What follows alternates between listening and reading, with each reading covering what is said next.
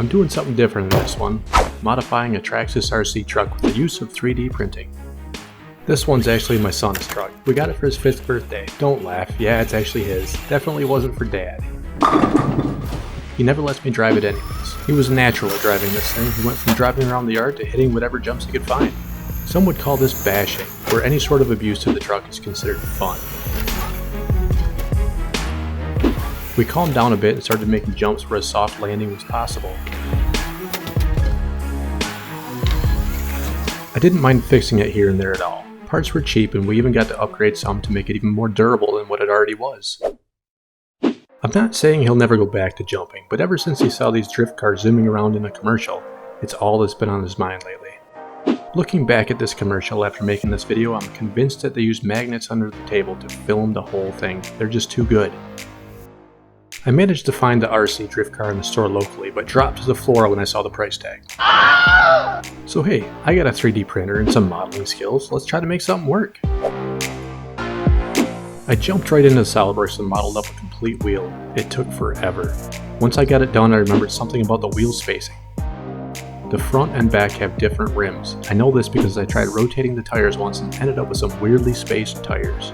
With all the time it took to model up one rim, I didn't feel like doing it again. It's a possibility to remove the tires from the rims and print a new tire to slap onto each one. So I got to thinking, these tires don't really hold air. There's a piece of foam on the inside that holds them more or less inflated. And that's when I remembered this part in the commercial. And an extra set of tires. Perfect. I'll make a sleeve that fits over the existing uncompromised tires. Printing time will be less and the whole project just became 10 times less complicated. As long as the tires are the same dimensions on front and back, but we'll find out.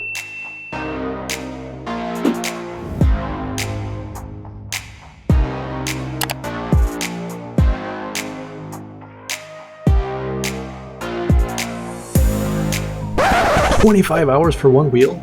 Let's not waste any time. To the printer." I put a slight crown on the outside of the tire. When the front wheels turn left or right, they lean a bit, just like a real car. Doing this makes sure that the tire has similar contact with the ground at all times. The ABS print came out pretty clean and looks pretty cool. The initial test will be if it actually slips around the tire as intended.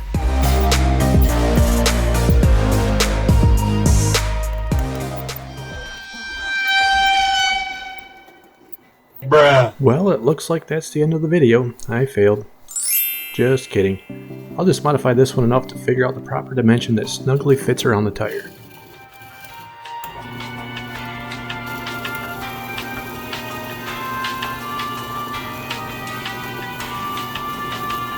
Two hours later.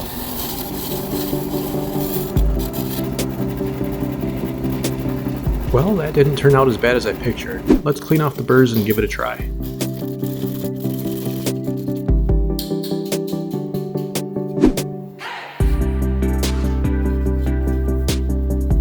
It's the moment of truth right here.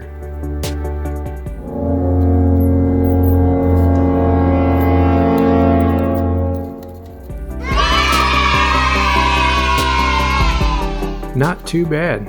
I don't want to slide it on all the way just yet because I don't know if I'll ever be able to get it off. I'm going to call this one successful.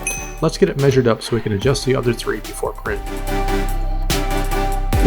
All I need to do now is draw a circle and make a cut extrude through the first edge. And now I have a larger diameter that should fit over the wheel. And just so all is not lost, I'm using the whole wheel model that I created earlier to double check everything in SolidWorks. And not to bore you with another time lapse, but here are the new layers as Kira shows them. Still a long print though.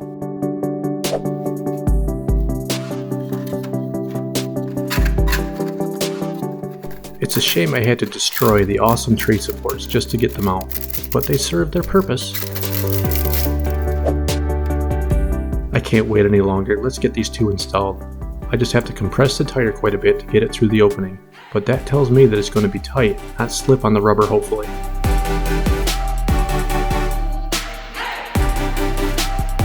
This thing's looking like it might just work.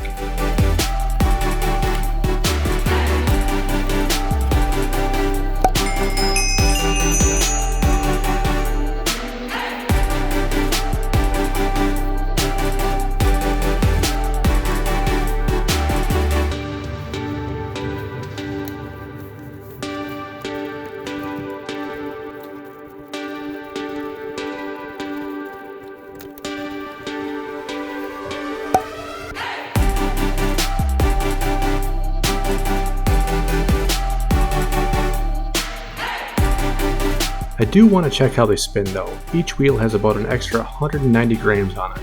This whole RC truck is going to be almost a kilogram heavier. At low speed it seems bouncy, but when I revved it up to higher it seemed to balance itself out.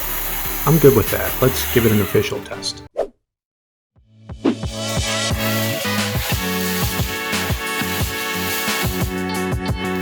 It's like driving on ice.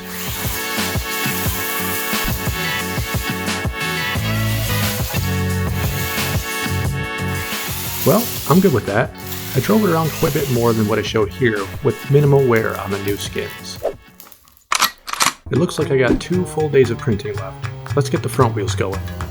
Here's a shot of what I had to sit through for 2 whole days, constantly checking to make sure it didn't detach from the print bed or mess up in any other way. I only have so much material laying around that I can use for this one. And with a little movie magic, I now have 2 more. Let's get this cool infill out of them.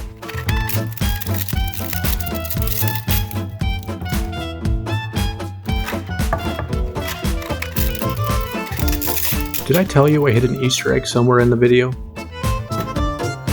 But no more wasting time, let's get them on.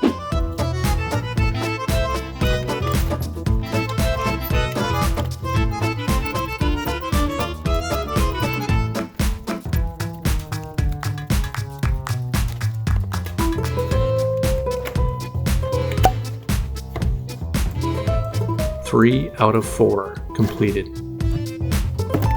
And the last one.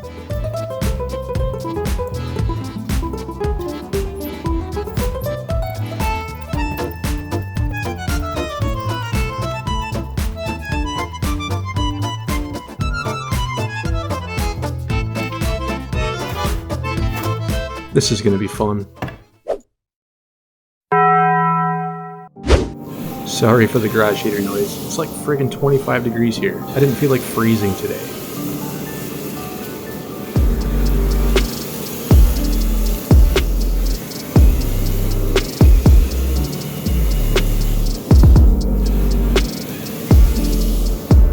I got a couple of good skids in there. Now it's time to hand the controller off. Someone wanted to do a trick shot. Can you guess how many times we had to restack these blocks before we got the shot we needed? Go ahead, take a guess. I'll keep track with you in the bottom left. See if you were right.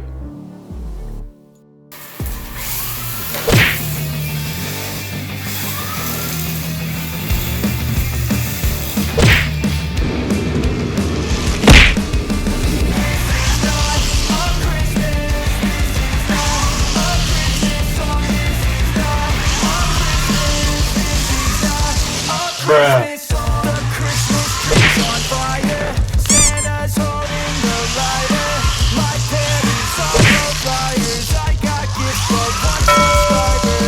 Well, 2 came out. That's showing me that it just might be possible. Let's get going.